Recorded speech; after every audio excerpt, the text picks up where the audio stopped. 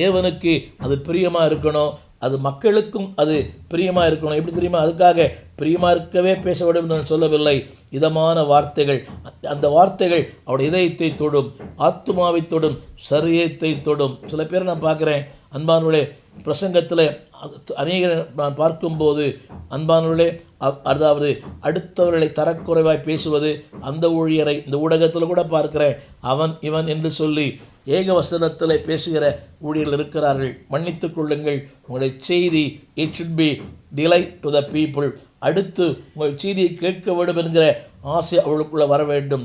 காலம் சென்ற தெய்வ மனிதர் டிஜிஎஸ் அப்படி செய்தியை 1000 முறை கேட்டாலும் மனதுக்கு ஒரு அமைதி, 1000 முறை கேட்டாலும் மனதுக்கு ஒரு ஆறுதல், 1000 முறை கேட்டாலும் மனதில் ஒரு புதிய நம்பிக்கை, ஒரு புதிய தெம்பு, a new hope, a new confidence, a new cheerfulness. காரணம் தெரியுமா? அவருடைய வார்த்தைகள் இதமான வார்த்தைகள். 3 மாதங்கள் படுத்த படுக்கையில் இருந்தேன். அறுவை சிகிச்சையில் பேச முடியவில்லை, நிமிர முடியவில்லை, திரும்பி படுக்க முடியவில்லை, ஒரு பைபாஸ்.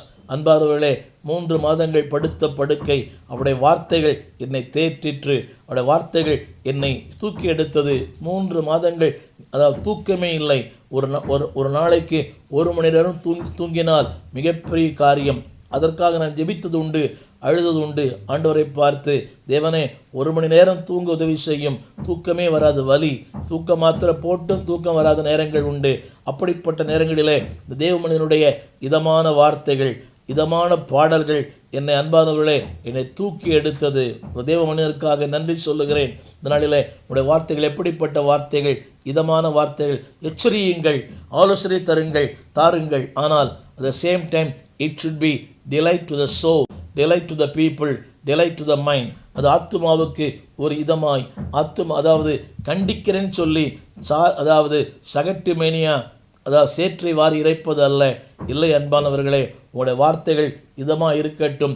அந்த இதமான வார்த்தையிலும் அவன் எச்சரிக்கப்படுவான். சங்கீதக்காரன் சொல்கிறான், உங்களுடைய வார்த்தைகளால் நான் எச்சரிக்கப்படுகிறேன். அப்படியானால் அந்த இதமான வார்த்தைகளே ஒரு மனிதனை எச்சரிக்கும். கடைசியாக ஒன்று சொல்ல முடிக்க விரும்புகிறேன். அந்த செய்திகளை ஒரு பெருக்கம், there should be a productive in your preaching. அந்த செய்தியிலே என்ன இருக்கிறதா? 10ஆம் வசனம் சொல்லப்பட்டிருக்குது, அந்த வார்த்தைகள் செம்மையானது, சத்தியமானது. அன்பானவர்களே, அந்த வார்த்தைகள் எப்படிப்பட்ட வார்த்தையை பேசுங்க?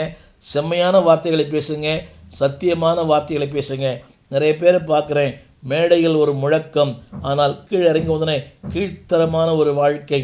எனக்கு ஒன்றுமே புரியல. நான் கண்டதையும் நான் கேட்டதையும், மேடையில் நல்லா பிரசங்க